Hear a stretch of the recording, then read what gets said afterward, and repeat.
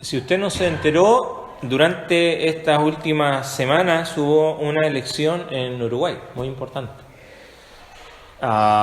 Se hizo incluso 2 veces y la primera vez el ganador de esta elección ganó con el 58,2% al resto de los candidatos, y después en la segunda fase de elección ganó con el 51% al resto de los candidatos. Si no sabe de qué estoy hablando, es de la mascota que la AUF, la Asociación Uruguaya de Fútbol, llevó a cabo para elegir la mascota de la selección uruguaya para el Mundial. Y el intento era elegir algo que fuera identificatorio con el Uruguay. Ganó usted lo sabe quién ganó, ¿no? Ganó el termo llamado Botija.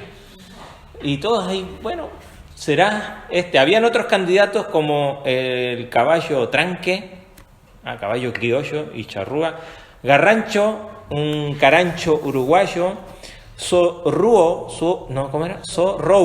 ahí entendí, Rou, de República Oriental del Uruguay, okay. Era un zorro gris, y el margui, que era un marguay autóctono. Después la gente, la segunda fase, quiso proponer también otros candidatos y propuso al Sol, Betum, Valdemar, una mulita, Rufus, un hornero, Ñaurú, un ñandú. Aún así, a pesar de todos los otros candidatos, ganó Botija el termo. No sé si es lo más qué es lo que más identifica a los uruguayos o no, pero es un distintivo de identidad. Nosotros podemos ver a los uruguayos, no sucede en Chile, no sucede en Uruguay, con el termo debajo del brazo, no todos, por supuesto. Anécdotas hay por montón para contar. Me acuerdo no hace mucho, un hermano querido aquí de Paysandú, le vienen a avisar que la casa de su hija se está quemando y dice, ok, voy a aprontar el termo y el mate. No podía. Yo después le pregunté, ¿por qué aprontaste el termo y el mate? Así que simplemente pensé que íbamos a estar mucho tiempo allá y no podía salir sin el mate y el termo.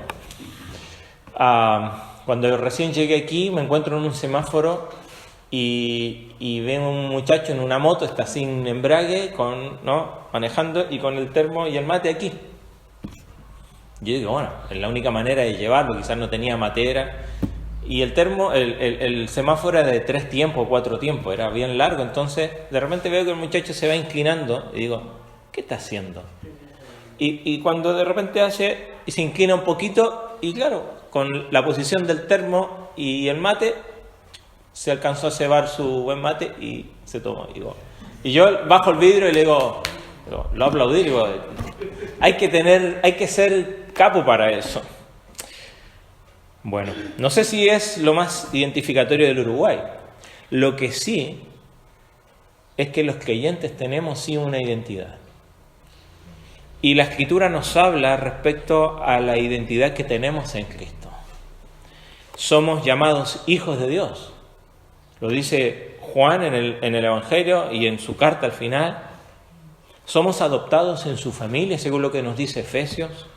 Somos aceptados en el amado, también nos dice Efesios. Somos perdonados y limpiados por su sangre y su sacrificio. Tenemos una herencia incorruptible en los cielos.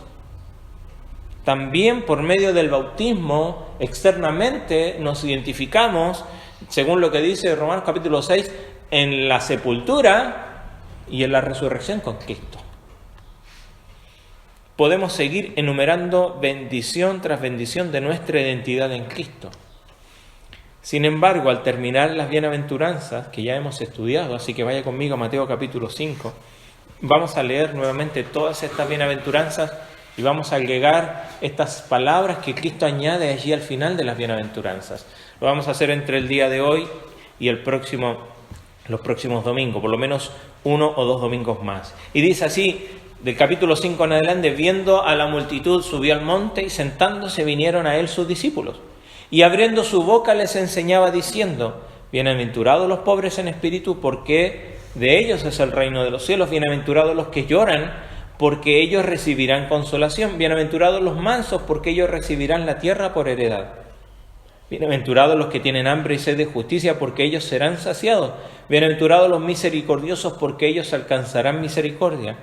Bienaventurados los de limpio corazón, porque ellos verán a Dios. Bienaventurados los pacificadores, porque ellos serán llamados hijos de Dios.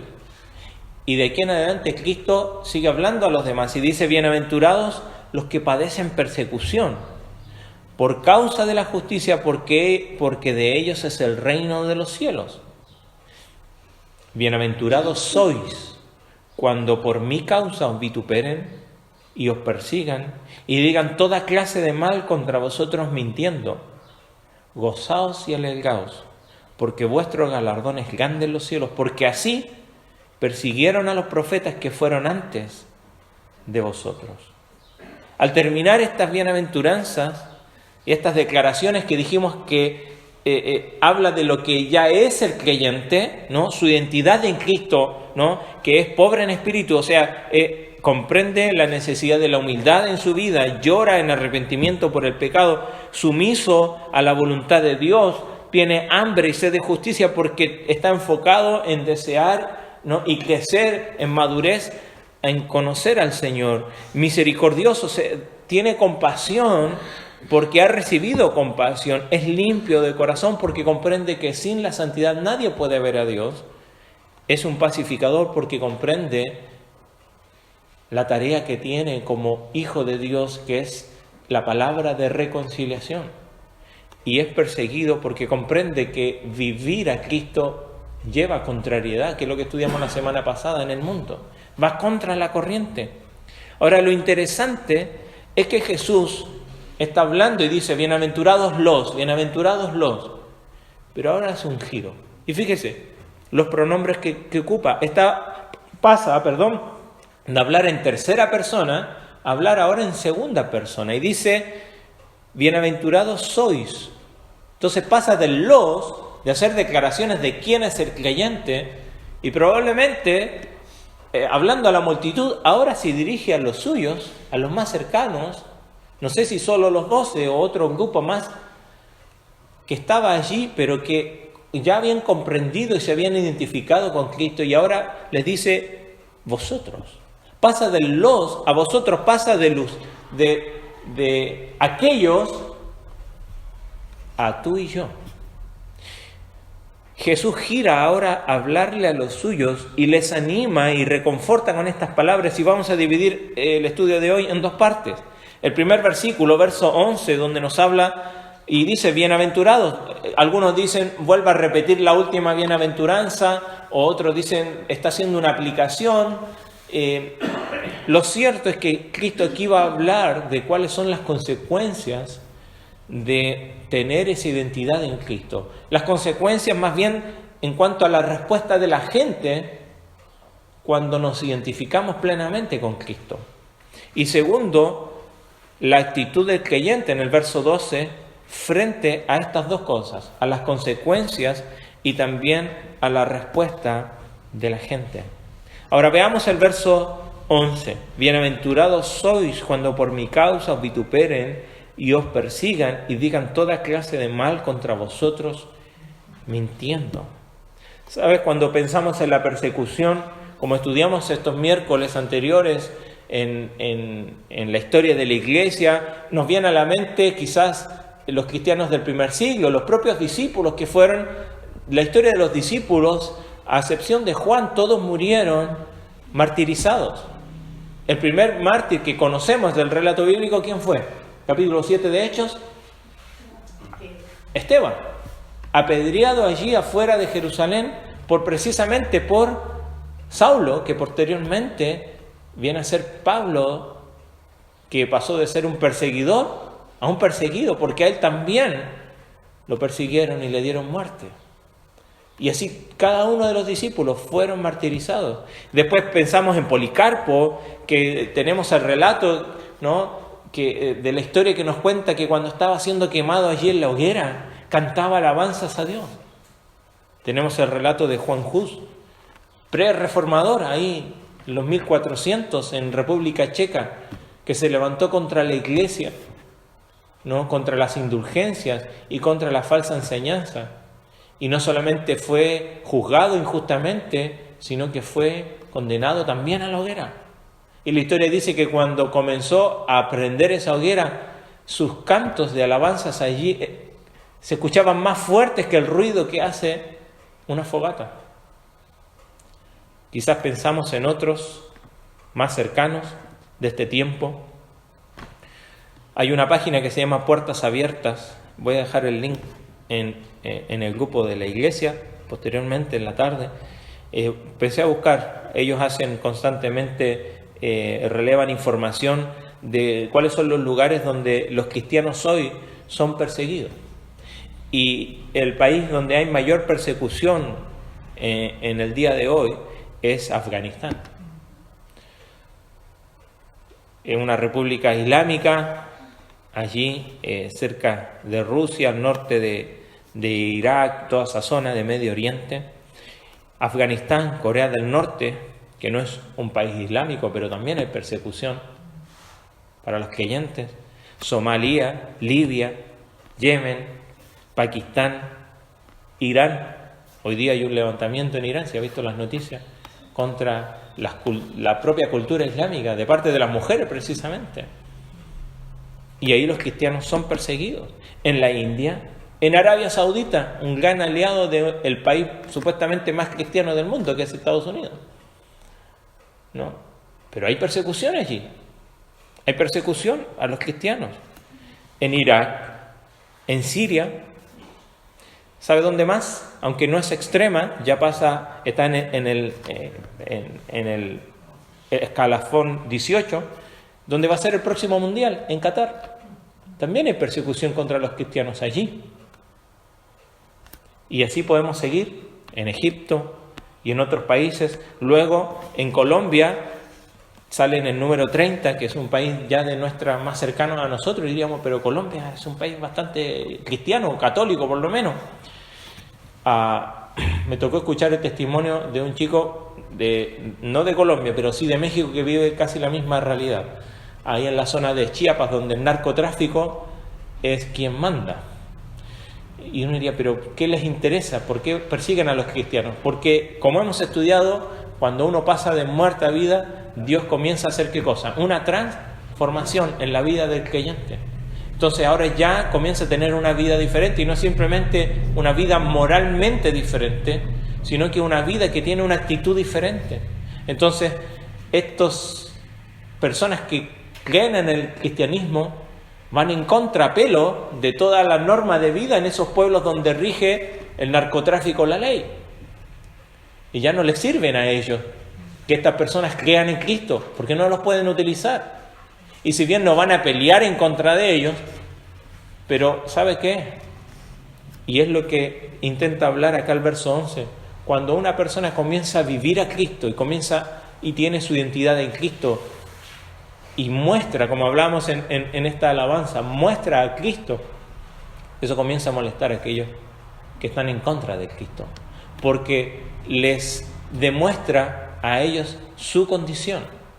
Y no es que el cristiano es mejor que los demás, sino que, como dice aquí, comprende su pobreza y su bancarrota espiritual, la primera bienaventuranza. Comprende que sin Cristo no puede hacer ni puede ser nadie. Y eso molesta al mundo. Y es por esa razón que Cristo dice, bienaventurado soy cuando por mi causa os vituperen y os persigan. Entonces, a los ojos del mundo, la vida de estas personas que son perseguidas es un fracaso. La vida de Cristo para el mundo es un fracaso. ¿Qué éxito tiene que alguien venga a este mundo a ofrecer su vida, ¿no? Y a ofrecer lo mejor, y resulta que lo terminan matando?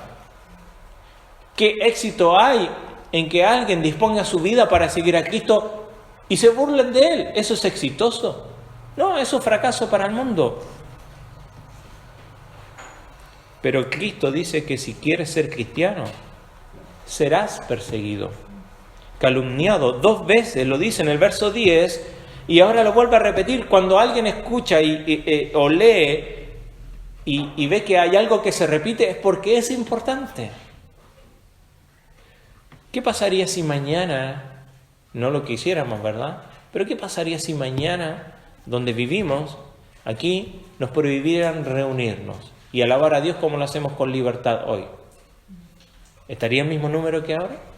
Y dirían, ¿sabes qué? Mañana el que va allí se expone a la pena de muerte, o por lo menos persecución. Lo metemos a la cárcel, o lo vamos a multar. ¿Vendríamos igual? ¿Con el mismo deseo? ¿Con la misma convicción? La ciudadanía celestial se pone a prueba cuando viene la persecución. Entonces aquí Jesús habla de 3 acciones contra el justo. Fíjese, dice, cuando por mi causa, dice, os vituperen, os persigan y digan toda clase de mal. La primera, el vituperio, es el insulto, el oprobio, ¿no?, que dicen de él. Vituperar es decir mal de una persona con ánimo de desprestigiarla, de burlarse, considerándola indigna de aquello que dice ser. Se han burlado de los cristianos a través de la historia y lo siguen haciendo de distintas maneras. Después dice, os persigan, ¿no? Y la segunda acción no es simplemente una denuncia mentirosa hecha de palabras, sino que estas dan paso a la persecución. El cristiano o aquel que se identifica con Cristo molesta en donde esté, porque la mayoría, por decirlo, o el pensar de este mundo es contrario a Cristo. Dijimos, el cristianismo no es solamente difícil, no es solamente distinto al mundo, es contrario al mundo el cristianismo. Y eso molesta. Y tercero, dice toda clase de mal. Y lo interesante es que en cada una de las 3, mintiendo tiene connotación. O sea, se burlan de ustedes por una mentira. Los persiguen por una mentira. Hacen mal contra ustedes por una mentira. Jesucristo deja claro que hay varios tipos de persecución. No es simplemente perseguirlos para dar muerte. No es la misma aquí o en otro lugar, o antes o ahora. Pero Cristo está estableciendo, porque estas verdades son transculturales, pasan el tiempo, y nos está diciendo ahora que si somos creyentes, no deberíamos sorprendernos de que el mundo no se agrade de los creyentes. Lo llamativo sería que nosotros estuviésemos buscando la aprobación del mundo y precisamente que el mundo se agrade de los cristianos. Un problema hay cuando el mundo y la corriente de este mundo comienza a aprobar, ¿no?, a los creyentes. Vituperios, insultos. ¿Sabe? A nuestro Señor le insultaron, le decían toda clase de cosas, que todo lo que él hacía lo hacía por Satanás, por Belcebú. Le decían samaritano, en ese tiempo era un insulto. Le decían glotón, porque comía con pecadores, con publicanos. A sus discípulos le llamaron ignorantes y malditos, los fariseos les llamaron así. Los romanos, ¿saben cómo llamaban a los cristianos de su tiempo? Le llamaban ateos, porque los romanos tenían todo tipo de dioses y imágenes para ellos. Sin embargo, los cristianos tenían un Dios invisible y no tenían ninguna imagen para él. Entonces le llamaban ateos. Qué paradoja, ¿no? Les llamaban inmorales, porque se reunían secretamente. Les llamaron antipatriotas porque no querían rendir culto a César. Les llamaban caníbales porque se reunían para comer y beber el cuerpo y la sangre del Señor. Ya lo estudiamos el otro día, ¿no? Es simplemente un elemento. Pero, ¿sabe? Primero golpean con la lengua. Y a través de la historia siempre hemos visto que primero no vino la espada ni los palos. Primero fue la burla, ¿no?, el vituperio contra los cristianos. Y luego de los insultos a la violencia. Porque el creyente que es pobre de espíritu, como vimos, se lamenta por el pecado, se somete a la voluntad de Dios. Y así podemos seguir. Tiene deseo de Dios, es misericordioso, comprende su necesidad de ser limpio en su corazón y que sin esa limpieza no puede ver a Dios, comprende que su tarea es la reconciliación Cuando el cristiano que es un perseguido, entonces eso está indicando que nos parecemos un poco más a nuestro Señor. Estamos en el proceso de parecernos a nuestro Señor. Entonces eso no puede sorprendernos a nosotros. Si a nuestro Señor lo crucificaron, ¿qué pueden esperar aquellos que están siendo formados conforme a la imagen de nuestro Señor Jesucristo? Nos desprecian por lo que somos, no simplemente por lo que hacemos, sino por lo que somos. Y cuando nos desprecian por lo que somos, la Escritura y las palabras de Cristo dicen, ahí es donde encontramos gozo. Ahí es donde encontramos gozo. ¿Por qué? Porque nos están despreciando, porque nos están identificando ¿con quién? Con nuestro Salvador, con nuestro Señor. El Señor dice, seremos felices cuando seamos perseguidos. Es interesante que nos dice, no porque nos persiguen. El gozo no es a razón de que nos persiguen, sino cuando nos persiguen. No encontramos deleite en la persecución, no somos masoquistas, sino encontramos deleite en la razón de por qué nos persiguen. Samuel Pérez Mello dice, el sufrimiento por Cristo y su causa continúa permanentemente y forma parte de la experiencia de la vida cristiana. Y lo hemos experimentado, algunos más, otros menos, pero el dolor y el sufrimiento es parte de la experiencia de la vida cristiana. Fíjense Romanos capítulo 8. Romanos 8, verso 17.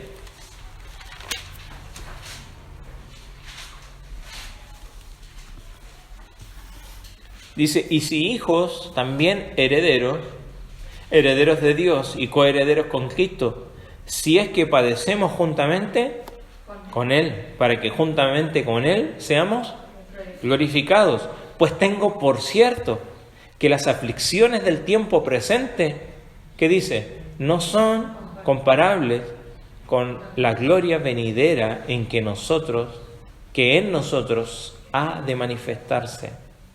Cuando vemos a Pablo hablando de lo que él padeció, ¿no? Y vemos que dice, lo que he sufrido aquí no se compara con la gloria que me aguarda. Podemos hacer una larga lista de las bendiciones que tenemos por identificarnos con Cristo. Por ejemplo, lo acabamos de leer ahí, el privilegio de sufrir con Él. El Romanos capítulo 6, cuando nos habla de ser sepultados con Él en el bautismo, ¿no? Pero también resucitados con Él, vivificados con Él, dice Colosenses capítulo 2, coherederos con Él, como dice Romanos capítulo 8, acabamos de leer, glorificados con Él, sentados con Él en su trono, según lo que nos dice Colosenses capítulo 3, reinando con Él. Toda experiencia de dificultad y sufrimiento queda sin valor ante la gloriosa dimensión de las bendiciones que se obtienen en Cristo Jesús. Pero siempre, por gracia, por medio de la fe, no por obra nuestra, simplemente por gracia. La pregunta es, ¿yo me estoy identificando con Cristo? ¿Cuál es la consecuencia que estoy viviendo en mi vida por identificarme con mi Salvador? ¿O estoy pasando allí, medio inadvertido para el mundo?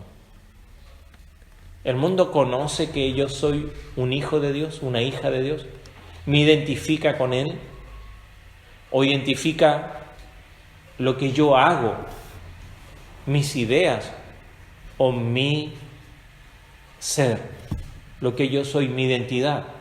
Mi identidad no está en una iglesia, no está en que siga un pastor, no está en que tengo cierta religión. Mi identidad está basada en lo que yo soy en Cristo. Y la Escritura me dice, como hablamos la semana pasada, soy acepto en Él, soy aprobado por Él en Cristo, soy hijo de Él. No porque hice algo bueno, no porque soy bueno, sino porque Él te eligió a ti y a mí para que seamos sus hijos, sus hijas. Y nuestro privilegio es identificarnos con Él. Ahora, ese privilegio trae la consecuencia de que al mundo no le agrada, a Cristo. Por lo tanto, no le va a agradar a aquellos que le siguen. Por lo tanto, no busquemos que el mundo se agrade de nosotros y quedar bien con el mundo. Eso es un problema. Porque o nosotros estamos bajando las normas que Dios nos está enseñando en las Escrituras, o no hemos entendido el Evangelio. Pero lo segundo, en el verso 12, Cristo da estas palabras que parecen una paradoja, una contradicción. Porque ahora nos habla de la actitud del creyente frente a estas dos cosas. ¿Cómo respondo yo frente a que el cristiano y el identificarme con él es contrario al mundo? Y las palabras de Cristo son dos: gozaos y alegraos. En medio del dolor, en medio del desprecio, de la persecución, de la contrariedad, si nosotros pensamos, ¿estamos así hoy? Cuando veo a mi alrededor y lo que está pasando en el mundo, lo que está pasando quizás en mi vida, ¿puedo sentir gozo?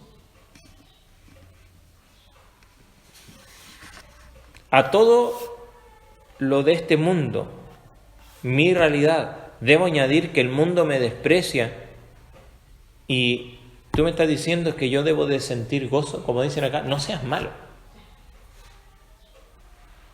Pero la Escritura nos dice que el secreto del gozo es precisamente no mirar alrededor. Recuerda a Pedro, ¿se acuerda? El Señor le dice, ven, sal de la barca, camina conmigo. ¿Y caminó Pedro sobre las aguas? Y claro que sí. ¿Cuál fue el problema? Cuando él dejó de mirar a Cristo y comenzó a mirar a su alrededor. Los verbos gozaos y alegraos son ambos en presente, pero en un modo imperativo.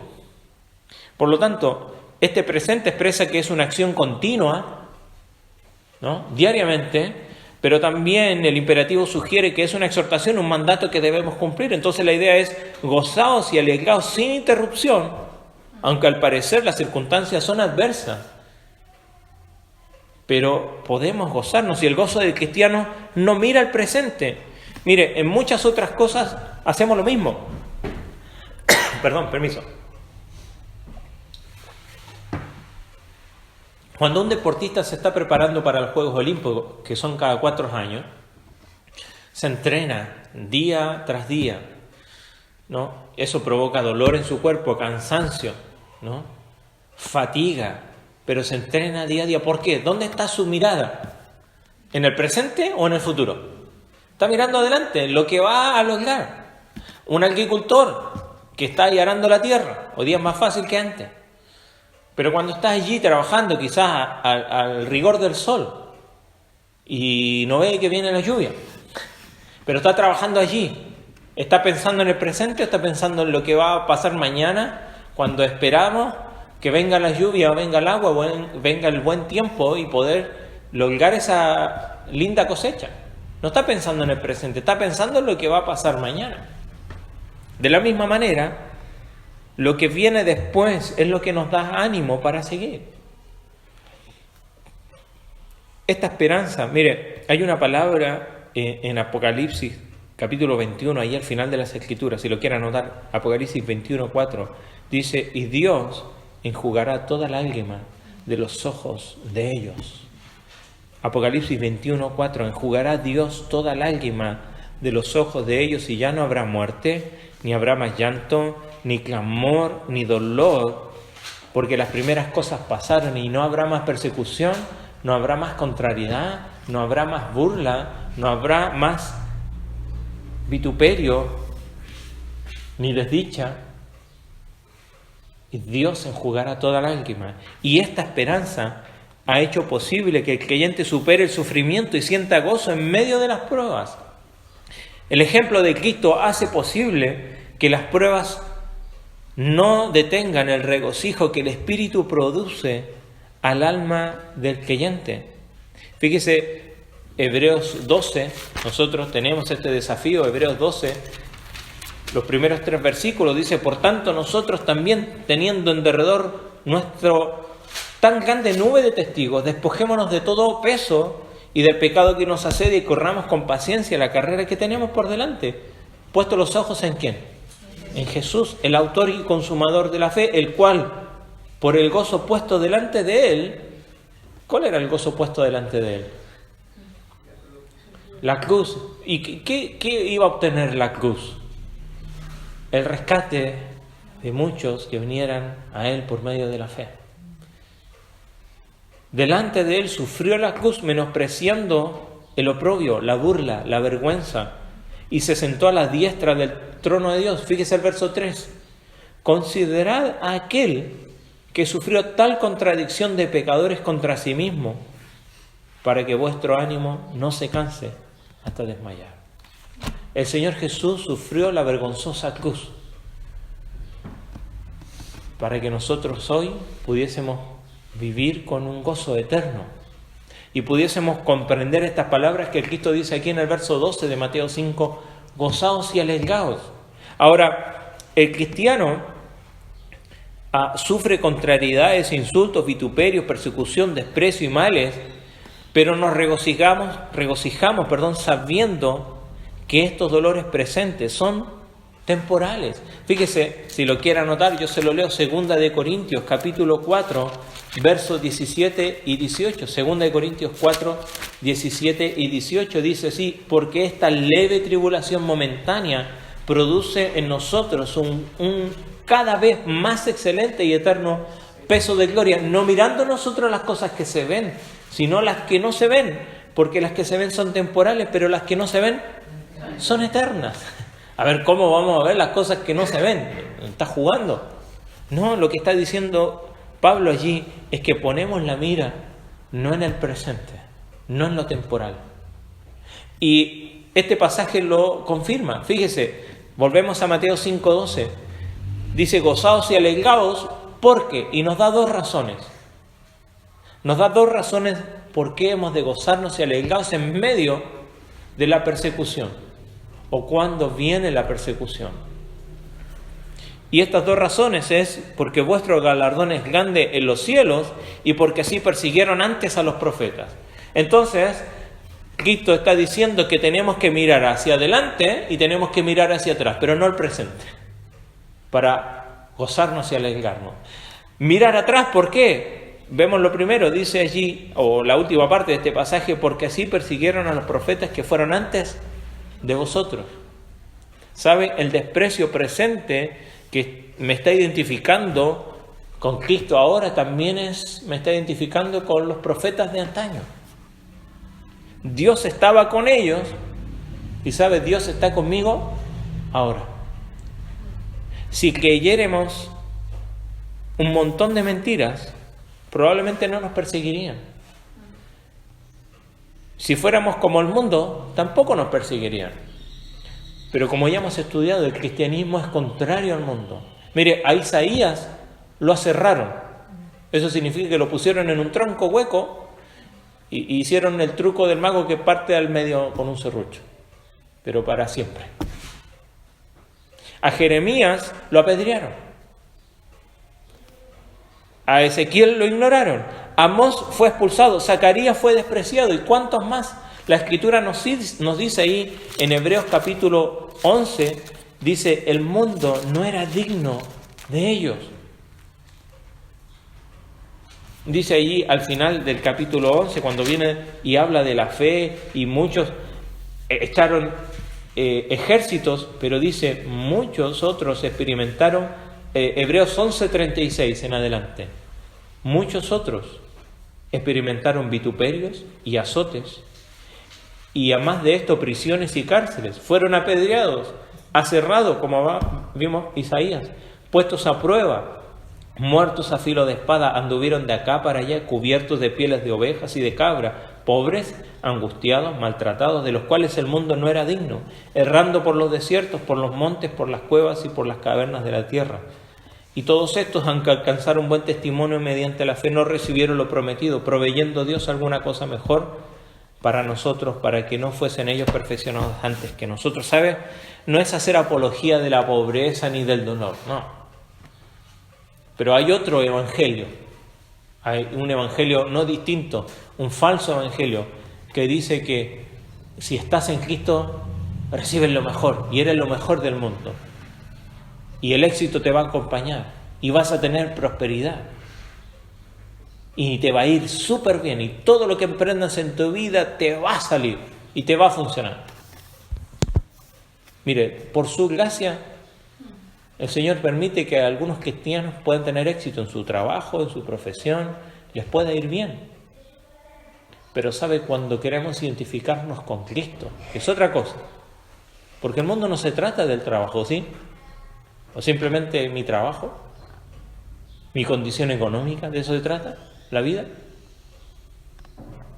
Mi vida se trata de que no tengo problemas, de que está todo bien en mi vida, que no hay problemas, de esa supuesta estabilidad. O cuando comprendemos el Evangelio, realmente creemos que se trata de Él y no de nosotros, de seguirle a Él, de tener el privilegio de caminar por este mundo por el cual nuestro Salvador caminó y compartir la palabra para la cual Él nos llamó. Pero resulta que a veces nuestra vida se trata de otra cosa, de pasarlo bien, de la diversión, o de un sentido moralista de hacer lo correcto simplemente. ¿Sabe? De este lado del cielo no vamos a ser perfectos. Pero sí tenemos la dicha de ser un testimonio de una vida transformada por medio del Evangelio. Y miramos atrás y vemos desprecio, y cuando vemos eso, ahora, cuando el mundo nos desprecia, no nos sintamos mal por eso. Gocémonos, porque así como hicieron con los profetas, lo van a hacer con nosotros. Lo hicieron con nuestro Señor, y la Biblia dice que eso, y mi actitud frente a eso, es que debo gozarme y alegrarme. Pero muchas veces lo que trae eso a mi vida es tristeza, es frustración. Pero no nos olvidemos a quién hemos decidido seguir, por lo tanto a quién hemos decidido agradar y buscar su aprobación.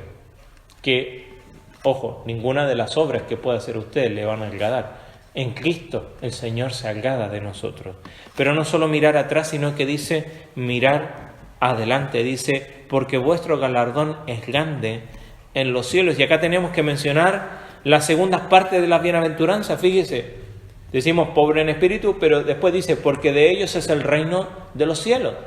La connotación espiritual y eterna de las bienaventuranzas. Porque ellos recibirán consolación, porque ellos recibirán la tierra por heredad, porque ellos serán saciados, porque ellos alcanzarán misericordia, porque ellos verán a Dios, porque ellos serán llamados hijos de Dios, porque de ellos es el reino de los cielos. Y escuchar esas últimas palabras un día cuando estemos en la gloria, el Señor nos diga bienvenidos, y se cumpla esta palabra, porque de ellos es el reino. Este es tu hogar. Comprender que somos extranjeros y advenedizos aquí en este mundo. Miramos adelante con gozo, no con resignación, no con desánimo, sino con gozo. Jonathan Edwards, un escritor considerado de los puritanos, él dice, este mundo es todo el infierno que un verdadero cristiano tendrá que soportar. Y este mundo es todo el cielo que un incrédulo podrá disfrutar. Y es cierto. En otras palabras, si no tienes a Cristo, las cosas se van a poner peor para ti. Por lo menos no son mejor para ti. Si miras a tu alrededor y ves todo el dolor, toda la traición, todo el fracaso, la violencia, ¿Sabes? No es ni siquiera una idea de lo que es el infierno. Pero si estás en Cristo, lo mejor está por venir. Este mundo, con todas sus miserias, con todo su dolor, se hacen pequeño al lado de la eternidad con Cristo, donde Él enjugará toda lágrima y ya no habrá más dolor, ni muerte, ni hambre, ni pecado. El debate es entre lo terrenal y lo celestial, entre lo temporal y lo eterno, como leíamos recién en 2 Corintios 4:18, mirando nosotros lo que no se ve, porque lo que se ve es temporal, pero lo que no se ve es eterno. ¿En dónde estamos mirando nosotros?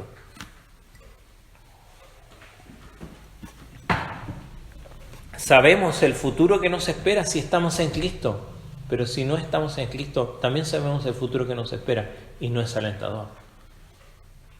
Repito la frase, me encantó, de Jonathan Edwards: este mundo es todo el infierno que un verdadero cristiano tendrá que soportar. Y eso es temporal. Pero este mundo es todo el cielo que un incrédulo podrá disfrutar.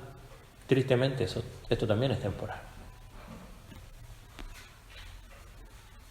1 Corintios capítulo 3 nos dice que miremos bien con el material con que hemos de sobreedificar. Dice, algunos van a edificar con madera, heno, hojarasca, y otros con oro, plata y piedras preciosas. Y eso habla de lo que hacemos con lo que el Señor nos da aquí. Y ojo, cuando el Señor dice vuestro galardón es grande en los cielos, no está hablando de una paga. La salvación es por gracia, claramente. Y sé que a algunos les cuesta pensar, bueno, pero un galardón no choca con esa gracia. No debería ser lo que yo hago por Cristo simplemente por amor, sin esperar una paga, sin esperar un premio.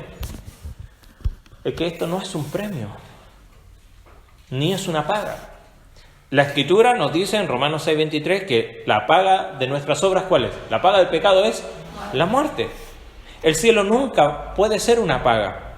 La recompensa y el galardón nunca puede ser una paga. Es recompensa. Mire, si yo le digo a mis hijos, a ver, si me ayudan a poner la mesa, bueno, después podemos salir. Ayer salimos a tomar un heladito ahí, ¿no? Mientras las mujeres se reunieron. ¿Eso es una paga o es una recompensa? Si yo le tengo que pagar por poner la mesa, que se demoran 5 minutos, y sacamos el cálculo del pago de 5 minutos de trabajo, probablemente serían 2 monedas, no va a alcanzar. Entonces no da ni para comprar un helado, ni para salir y dar una vuelta y disfrutar. ¿Se da cuenta la diferencia entre paga y recompensa? Nuestra paga por nuestras obras es la muerte. El cielo nunca puede ser una paga, es recompensa. La paga es equivalente al esfuerzo. La recompensa es infinitamente desproporcional comparada al esfuerzo. Alguien, mire, decía, ok, piensa lo siguiente, ponía este ejemplo. Si usted fuese bueno toda su vida, ¿no? Y perfecto, y el Señor le dice, ok, te ganaste el cielo. ¿Cuánto viviste? 80 años, ok, tienes 80 años de cielo. Para ser proporcional, ¿no? Pero la Escritura nos habla de una eternidad con Él. Mateo 19:29. Me encanta la proporción de Cristo, o la desproporción de Cristo. Pero en Mateo 19:29, Él dice, y cualquiera que haya dejado casa, o hermanos o hermanas, o padre o madre, o mujer o hijos o tierra, por mi nombre, cualquiera que se identifica conmigo, recibirá 100 veces más y heredará la vida eterna. Ok, pierdes a tu familia o un hermano, bueno, tienes lo lógico que recibas una hermana o un hermano. Si pierdes uno, lo lógico sería proporcional, recibas uno. Pero acá Cristo dice 100 veces más. ¿Es que está exagerando? Sí, está exagerando. Porque ni siquiera ese número alcanza a comprender la proporción de lo que significa el cielo para aquellos que siguen a Cristo. No es que seremos felices un día, somos felices ahora, cuando meditamos en el gozo eterno, porque lo temporal no sobrepasa lo eterno. Y gózate, hermano, porque vuestro galardón es grande en los cielos. Porque así como la salvación la alcanzó Cristo por ti, también la recompensa la alcanzó Cristo por ti. No es tu obra, no es la paga de lo que tú hiciste. Hermano, vivimos en un mundo, como hablamos la semana pasada, que por seguir a Cristo es contrario. Pero que eso no te desanime. Al contrario, que la actitud de identificarte con tu Señor sea gozarte y alegrarte. Gozarte y alegrarte. Pero muchas veces la actitud nuestra, en nuestra vida como creyentes, es contraria. Pero eso sucede porque estamos mirando el presente, estamos mirando a nuestro alrededor. Pero la Escritura nos dice, ¿sabes? Mira el pasado. ¿Sabes? Si ves a esos grandes hombres y mujeres de Dios, que en el pasado que fueron perseguidos por causa de Cristo, y que Dios estaba con ellos, ese mismo Dios está contigo. Pero uno dice, ¿cómo ser? Sí, ¿sabes? Podemos ser como Pablo, podemos ser como Pedro, como Isaías, como Jeremías, como Débora, como Ruth. Pero mirar adelante en el gozo que nos aguarda y que ya podemos disfrutar de los frutos en este mundo, de ese gozo que ya Cristo alcanzó por nosotros. Ahora, ¿cómo estás lidiando con las consecuencias de tu identidad con Cristo hoy? ¿Cómo estás lidiando con las consecuencias de que, decides seguir a Cristo con todo corazón y resulta que quizás tu familia no te sigue de la misma manera? Tus amigos no se agradan de que tú quieras vivir la vida conforme a Cristo. Tus compañeros de trabajo se burlan o te desprecian o ya no te consideran como antes. ¿Cuál es tu actitud frente a ella? ¿Hay gozo? ¿Hay alegría? ¿Sabe? Las palabras de Cristo estas deben ser de ánimo para nosotros. De ánimo sabiendo que lo que nos espera es mucho mejor de lo que ya estamos disfrutando aquí por tener a Cristo. ¿Amén? Amén. Vamos a ponernos en pie, vamos ahora. Padre Celestial, te agradecemos por este tiempo, esta mañana que podemos estudiar tu palabra y que nos animan, Señor, y nos desafían a comprender que nuestra identidad no está en un termo, en un mate, ni en nuestro acento, ni en nuestra nacionalidad, ni en nuestro color de piel, ni en nuestra condición económica, ni en nuestra profesión, ni a lo que nos dedicamos. Nuestra identidad, si somos hijos e hijas tuyos, está en Cristo. Y Señor, identificarnos contigo trae contrariedad. Eso ya lo vimos. Bienaventurados cuando por mi causa os persiguen. Bienaventurados sois. Señor, gracias, porque tú nos advertiste, pero tú también nos animaste. Y nos animas con estas palabras sabiendo, Señor, que el hecho de ser contrariado por ser tus hijos, cuando realmente te estamos siguiendo por amor, te estamos siguiendo porque hemos comprendido el Evangelio, entonces eso provoca gozo y provoca alegría en nuestro corazón, porque nos están identificando contigo. Señor, nos están relacionando contigo y que el mundo pueda ver a Cristo en nosotros, Señor, y que esto provoque gozo y ánimo en nuestra vida, sabiendo que no somos los primeros, que ya muchos lo han vivido antes que nosotros y quizás mucho peor que nosotros, sin duda, pero también sabiendo que nuestro galardón es grande en los cielos, no porque recibiremos una paga. Señor, gracias porque a pesar de lo que somos, tú nos salvaste y aún, Señor, nos quieres recompensar por identificarnos contigo. Señor, te alabamos, Señor, y te rogamos que tu palabra pueda tener cabida en cada corazón.